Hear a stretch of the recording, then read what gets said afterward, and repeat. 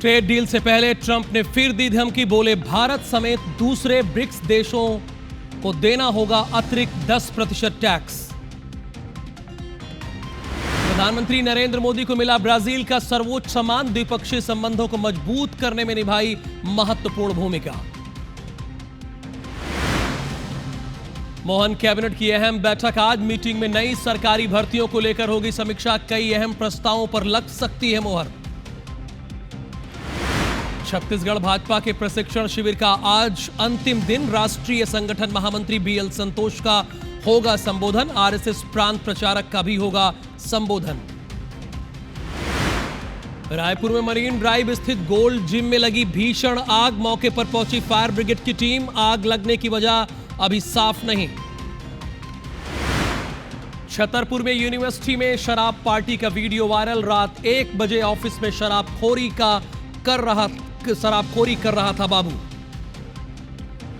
बालोदा बाजार में 1500 करोड़ की ठगी के मामले में एक्शन जारी, मुख्य आरोपी की पत्नी, बेटी, भाई, बहू समेत 6 लोग गिरफ्तार, अब तक एक ही परिवार के 10 गिरफ्तार।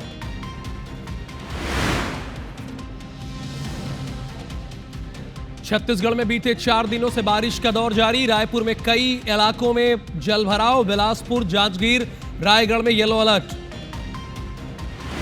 बैतूल में पहली ही बारिश में बह गई 2 करोड़ की सड़क, निर्माण में भ्रष्टाचार का हुआ खुलासा, इसी साल बनकर हुई थी तैयार।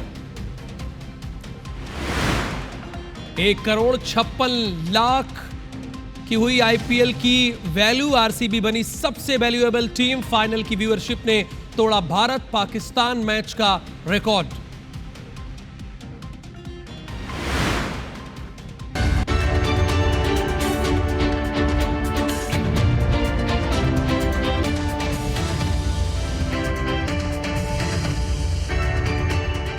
नमस्कार, मेगा मॉर्निंग की शुरुआत हो चुकी है। मैं हूं आपके साथ राहुल सौमित्र और सबसे पहले हेडलाइंस के बाद एक नजर सुबह 7 बजे की 7 बड़ी खबरों पर। तो पहली बड़ी खबर स्क्रीन पर आपकी ये रही, बिहार में स्पेशल वोटर लिस्ट में रिवीजन पर सुप्रीम कोर्ट में आज सुनवाई होगी, 9 दलों ने इसे चुनौती दी थी। अब आते हैं दूसरी खबर, बिहार में सरकारी नौकरी में डोमिसाइल पॉलिसी लागू, सिर्फ राज्य की महिलाओं को मिलेगा 35% आरक्षण। तीसरी खबर, FATF का खुलासा यह हुआ है कि पुलवामा अटैक के लिए ऑनलाइन खरीदा गया है विस्फोटक। चौथी बड़ी खबर पर अब नजर, भारत ने एंटी सबमरीन रॉकेट सिस्टम का सफलतापूर्वक परीक्षण किया। पांचवी खबर, अमरनाथ यात्रा 6 दिन में 1,11,000 श्रद्धालुओं ने अमरनाथ के दर्शन किए, अपने आप में रिकॉर्ड है। छठवीं खबर, यमन में भारतीय नर्स को 16 जुलाई को फांसी होगी, निमिषा पर सहयोगी की हत्या का आरोप है। और 7वीं खबर का रुख कर लेते हैं, नेपाल चीन बॉर्डर पर भोटे कोशी नदी में बाढ़ की स्थिति है, 7 की मौत हो गई है और 18 लोग लापता बताए जा रहे हैं। तो ये 7 की बड़ी खबर रही है हेडलाइंस के बाद। अब डिटेल में खबरें बताने का वक्त हो गया है। मध्य प्रदेश में झमाझम बारिश का दौर जारी है, बारिश से नदी और नाले उफान पर है, कई जगह बांध के गेट खोलने पड़े हैं, वहीं जल भराव से लोगों को परेशानी का सामना भी करना पड़ रहा है। आइए प्रदेश के शहरों में बारिश से क्या हालात बने हैं वो सबसे पहले जान लेते हैं। ये देखिए मेरे पीछे स्क्रीन पर आप देख ही रहे हैं। अब आते हैं सिवनी में झमाझम बारिश हो रही है, बारिश के कारण नदी नाले उफान पर है, बारिश के कारण ही भीमगढ़ बांध पर पानी भर गया, जिसके बाद एहतियातन 2 गेट खोल दिए गए। साथ ही जिला प्रशासन ने लोगों से नदी के किनारे और घाटों से सुरक्षित दूरी बनाए रखने की अपील की है। अब नर्मदापुरम के इटारसी में भारी बारिश से कई निचली बस्तियों में पानी भर गया है, जल भराव होने से लोगों को बहुत परेशानी का सामना करना पड़ रहा है। आप देख रहे हैं इटारसी में निचली बस्तियों में जल भराव है। अब आ जाते हैं मंडला के नैनपुर में भी मॉनसून के बादल जमकर बरस रहे हैं, यहां थावर बांध लबालब हो गया है, जिसके बाद डैम प्रबंधन ने 4 गेट खोल दिए। अब आ जाते हैं दमोह में भारी बारिश के कारण कई इलाकों में पानी भर गया है, जिला अस्पताल, किलाई नाका, Vijayanagar, bus stand, railway station से लेकर ग्राम आम चोपड़ा तक पूरा क्षेत्र जलमग्न हो गया है। घरों में पानी घुसने से आम लोगों को भारी परेशानी का सामना करना पड़ रहा है। ये रही दमोह की तस्वीर। अब आते हैं बैतूल। आपकी स्क्रीन पर ये रही बैतूल की तस्वीर। बैतूल में झमाझम बारिश से सतपुड़ा डैम का जलस्तर लगातार बढ़ रहा है। डैम प्रबंधन ने वाटर लेवल को कम करने के लिए डैम के 7 गेट खोल दिए हैं। ये आप देख रहे हैं, एक के बाद एक 7 गेट खोले गए हैं। तो स्वाभाविक सी बात है, जो निचले इलाके हैं वहां परेशानी तो बढ़ेगी ही। अब तस्वीरें बदलनी चाहिए, बालाघाट की तस्वीरें आनी चाहिए। और ये रही बालाघाट की। बालाघाट में जोरदार बारिश हो रही है। यहां बालाघाट गोंदिया 4 लेन का उद्घाटन अभी हुआ भी नहीं है। मतलब जो सड़क आप देख रहे हैं इसका उद्घाटन नहीं हुआ है। तो खबर क्यों है? इससे पहले ही सड़क की गुणवत्ता पर सवाल खड़े हो गए। देख लीजिए सड़क, ये सड़क करोड़ों की लागत से बनी है। इस सड़क का साइड शोल्डर तेज बारिश से धराशायी हो गया। निर्माण कार्य की जिम्मेदारी KCPL कंपनी को दी गई थी, लेकिन अब इसकी गुणवत्ता को लेकर गंभीर सवाल उठ रहे हैं। यानी अभी उद्घाटन हुआ नहीं और सड़क की स्थिति क्या है बताने की जरूरत है क्या? आप लोग भी बताइए। अब आ जाते हैं मंडला। मंडला में भारी बारिश हो रही है। यहाँ आमा नाला बाईपास पर बाइक लेकर पैदल जा रहे 3 युवक तेज बहाव में बह गए। हालांकि बाद में 2 युवक मिल गए, लेकिन तीसरे युवक की तलाश जारी है, उसके बारे में खबर नहीं है। घटना वीडियो भी इसका सामने आ गया है। अब आ जाइए हटा। स्क्रीन पर हटा होनी चाहिए तस्वीरें, आ गई हटा की। भारी बारिश के कारण नदी नाले उफान पर। यहाँ कई इलाकों में जलभराव हो गया है। जलभराव से कुछ क्षेत्रों का संपर्क टूट गया है। वहीं जलभराव के कारण लोगों को भारी परेशानी का सामना करना पड़ रहा है। अब आ जाते हैं भोपाल। राजधानी की स्थिति क्या है? अब ये रही राजधानी की तस्वीरें। जलभराव के कारण ट्रैफिक जाम हो गया है। बारिश के कारण जगह जगह जलभराव हो रहा है और इसकी वजह से ट्रैफिक पर असर पड़ रहा है। बीती रात शहर की मुख्य सड़क का जलभराव के कारण करीब 40 मिनट तक ट्रैफिक जाम लगा रहा। वहीं जलभराव ने नगर निगम के दावों की पोल खोलकर रख दी है। चूंकि नगर निगम दावे बहुत कर रहा है, लेकिन उसकी पोल खुल गई है। तो जब आपके चारों तरफ बारिश हो रही है, आप देख भी रहे हैं, चाहे रायपुर हो, भोपाल हो या मध्य प्रदेश छत्तीसगढ़ का कोई इलाका हो, तो शुरुआत बारिश की ही खबर से होनी चाहिए। देखिए स्थिति वहां क्या है। बारिश के बीच चंबल नदी से जुड़ी नहर श्योपुर के बागवाड़ा के पास फूट गई, जिससे आसपास के क्षेत्र में संकट पैदा हो गया। देखिए क्या हुआ। अब ये नदी जब यहां से फूटी तो उसके बाद आसपास के जो निचले इलाके हैं वहां पे संकट की स्थिति बन गई, जिससे निचले क्षेत्र के जो लोग रहने वाले हैं वो मुसीबत में हो गए। श्योपुर के बागवाड़ा के पास देर रात नहर की दीवार अचानक भरभरा कर टूट गई, जिससे तेज बहाव का पानी खेतों को रौंदता हुआ गांव की ओर बढ़ने लगा। देखते ही देखते 15 फीट तक चौड़ी दरार बन गई और हालात बेकाबू हो गए। दहशत के साए में ग्रामीण अपने घरों और फसलों को बचाने में जुट गए। डर का आलम यह रहा कि लोग दिन रात बिना रुके नहर का बहाव रोकने के लिए बोरियां भरकर बांध बनाने में लगे हुए हैं, लेकिन प्रयास असफल रहा। असल में कोटा बैराज से इन दिनों चंबल मुख्य नहर में पानी छोड़ा जा रहा है, ताकि चंबल सूक्ष्म सिंचाई योजना के क्रियान्वयन की जांच की जा सके। इसके लिए नहर के गेट बंद करके नहर का गेट भी बढ़ाया गया, लेकिन ये जांच ग्रामीणों के लिए आफत बन गई है। देर रात अचानक नहर का एक हिस्सा धंस गया और कुछ ही मिनटों में पानी का तेज प्रवाह खेतों से होते हुए गांव की ओर बढ़ने लगा।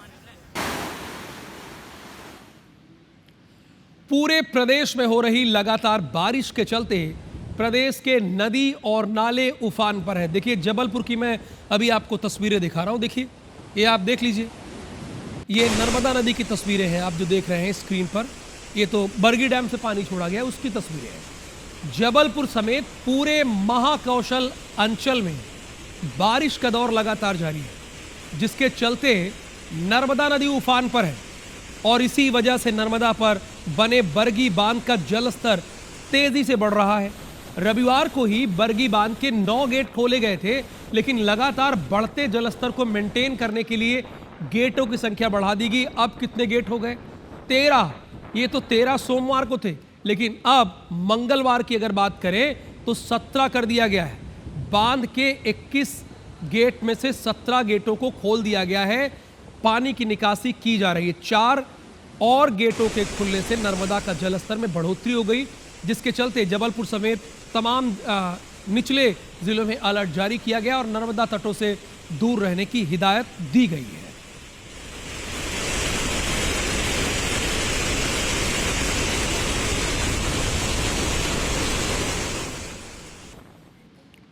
लगातार हो रही बारिश ने बिलासपुर नगर निगम प्रशासन की पोल खोल कर रख दी है। शहर से लेकर ग्रामीण वार्डों तक हालात बहुत ही खराब है। जगह जगह जलभराव की स्थिति है। लोगों के घरों में नालियां और बारिश का पानी भर रहा है। उन्हें दिक्कतों का सामना करना पड़ रहा है। अगर बात राजधानी रायपुर की करें तो यहां भी लगातार बारिश हो रही है। शहर के कई इलाके जलमग्न हो गए हैं। अब फिलहाल हम आपको 10 तस्वीरें दिखा रहे हैं आपकी स्क्रीन पर। बिलासपुर से हम ये शुरुआत कर रहे हैं। बिलासपुर की क्या स्थिति देखिए, घरों में पानी घुस गया, ये देख रहे हैं आप। अब आ जाते हैं रायपुर। रायपुर में भी कमोबेश यही हालात आपको देखने को मिल रहे हैं। यहाँ भी घरों में पानी भर गया है। अब इसके बाद थोड़ा आगे बढ़िए, भिलाई चलते हैं। यहाँ से तकरीबन 20-22 किलोमीटर दूर यहाँ भी स्थिति हालात वो भी है। आप देख लीजिए, ये भी किसी से छिपा नहीं है। यहाँ भी घरों में पानी हो गया। अब उसके बाद आ जाइए दुर्ग। भिलाई के आगे दुर्ग है। अब दुर्ग की तस्वीरें देख लीजिए। यहाँ भी हालात बताने की जरूरत नहीं है। खेतों में पानी भर गया है और जो पुल था वो पूरी तरह से डूब गया है, लेकिन यानी आवागमन का रास्ता बंद हो गया है। अब छत्तीसगढ़ के बॉर्डर पर पहुंच जाइए, यानी झारखंड की सीमा से सटा हुआ जसपुर की हालात देख लीजिए। यहाँ पर देखिए मिट्टी धंस रही है और इसकी वजह से कटान हो रही है, और कटान होने की वजह से यहाँ भी लोगों को मुसीबतों का सामना करना पड़ रहा है। फिर आते हैं नीचे कावरधा में भी तेज बारिश का असर देखने को मिल रहा है। जनजीवन यहाँ भी प्रभावित है। फिर उसके बाद कोरबा आइए, यहाँ भी नदियां उफान पर दिखाई दे रही हैं। पेंड्रा में भी कटान लगातार जारी है। और सक्ती में देख लीजिए, अब ये आप देखिए, यहाँ बताने की जरूरत नहीं, ये लोग पार कर रहे हैं। यानी पुल के यहाँ कभी पुल हुआ करता था जो अब दिखाई नहीं दे रहा है। अब आ जाइए जांजगीर। अब जांजगीर में देखिए पुल तो दिख ही नहीं रहा है, पुल पूरी तरह से डूब गया है। तो ये 10 तस्वीरें ये बताने के लिए बहुत काफ़ी हैं कि छत्तीसगढ़ में बारिश का क्या असर देखने को मिल रहा है। चाहे रायपुर हो, बिलासपुर हो, कोरबा हो, पेंड्रा हो, सक्ती हो, जांजगीर हो, जशपुर हो, हालात यही हैं। मरीन ड्राइव स्थित एक जिम है जिसका नाम गोल्ड जिम है। अब देखिए, जहां भारी बारिश हो रही है यहां भीषण आग लग गई। आग लगने का कारण अज्ञात है। देखिए, भारी बारिश अभी आप देख रहे थे, लेकिन गोल्ड जिम में आग लग गई। ये देखिए, अब किस कारणों से लगी ये तो पता नहीं है, लेकिन आग लग गई है। तेली बांधा थाना इलाके का ये मामला है, जहां पर जिम में आग लग गई है। मरीन ड्राइव स्थित जिम में भीषण आग लग गई है। गोल्ड जिम की तस्वीरें आप देख रहे हैं, जहां पर भीषण आग लगी है। अच्छा, भारी बारिश के बीच छत्तीसगढ़ में और खासकर रायपुर में तो बारिश रुकने का नाम नहीं ले रही है। अगर आप रायपुर के रहने वाले होंगे तो देख रहे होंगे, पिछले 5 दिन से तो बारिश रुकी नहीं रही है, लेकिन यहाँ आग लग गई है। अब जब यहाँ आग लगी है तो क्या शॉर्ट सर्किट की वजह से भी अभी शॉर्ट सर्किट की संभावना भी बड़ी कम है, क्योंकि इस समय शॉर्ट सर्किट बहुत कम होता है। लेकिन यहाँ आग लगी और बड़ी भीषण आग लग गई है। ये देखिए तस्वीरें आप देख सकते हैं साफ तौर पर। हालांकि किन कारणों से लगी है ये पता लगाने की कोशिश की जा रही है।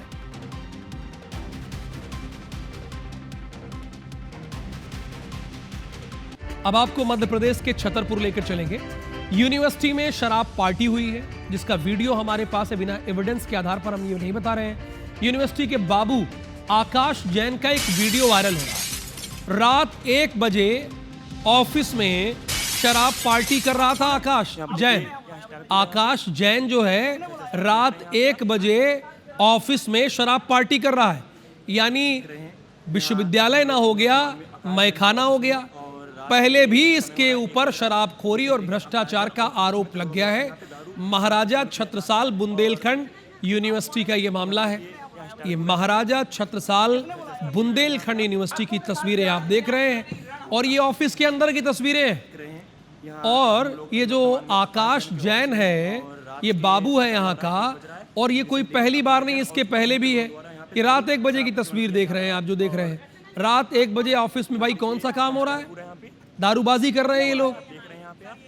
यहाँ के वाइस चांसलर को ऐसे बाबुओं को निकाल कर बाहर करना चाहिए, निकाल कर बाहर का रास्ता दिखाना चाहिए इन लोगों को। ये देखिए फाइलें यहाँ पे रखी हुई हैं, जरूरी सारी फाइलें हैं। ये विद्यार्थियों के भविष्य की चीजें यहाँ पे रखी हैं। और ये भाई साहब रात को 1 बजे, जिनका नाम आकाश जैन है, ये दारू पी रहे हैं, शराब पी रहे हैं। यहाँ हम लोग अभी वर्तमान में आकाश जैन के ऑफिस में हैं और रात के समय हो रहा है, 1 बज रहा है। अंबिकापुर में मैन पार्ट में बीजेपी ट्रेनिंग कर रही है।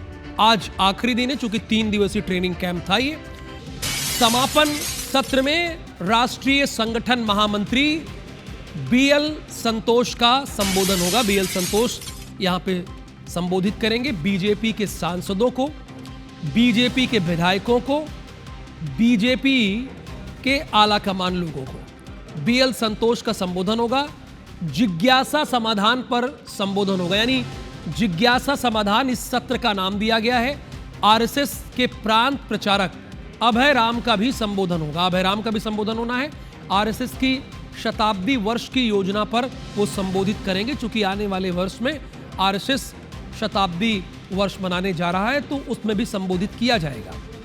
बीजेपी का प्रशिक्षण शिविर होना है। समापन में राष्ट्रीय संगठन महामंत्री बीएल संतोष का संबोधन होगा।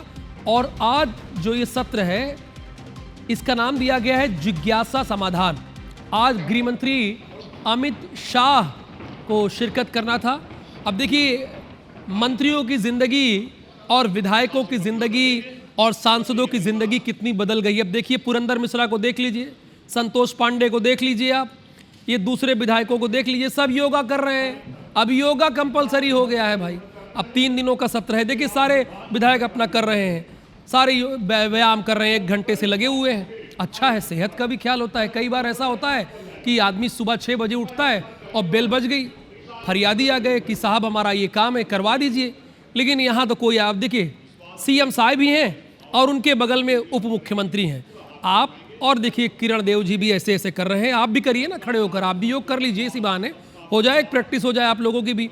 देखिए ये सब कर रहे हैं तो अच्छी बात है। कहने का मतलब ये है, हमने इस खबर को इसलिए भी दिखा दिया क्योंकि आप भी अपने जीवन में योग को जगह दीजिए। सिर्फ टेलीविज़न देखिए मत, अब इसे अपनाइए भी। अब सीएम साहब भी कर रहे हैं, किरण देव जी भी कर रहे हैं, बाकी लोग भी कर रहे हैं, तो आप भी करिए ना। यही वजह है कि खबर हम दिखा रहे हैं। नई दिल्ली से खबर क्या है? फाइनेंशियल एक्शन टास्क फोर्स का बड़ा दावा है। अब बड़ा दावा क्या है? पुलवामा अटैक के लिए ई कॉमर्स से खरीदे गए थे विस्फोटक। रिपोर्ट में गोरखनाथ मंदिर पर हुए हमले का भी जिक्र है। ये कहां है? गोरखपुर में है। वहां के पीठाधीश्वर कौन है? योगी आदित्यनाथ है। आतंकी फंडिंग पर नजर रखने वाली संस्था है FATF। और ये जानकारी हमें मिली है कि ई कॉमर्स के जरिए विस्फोटक खरीदे गए थे।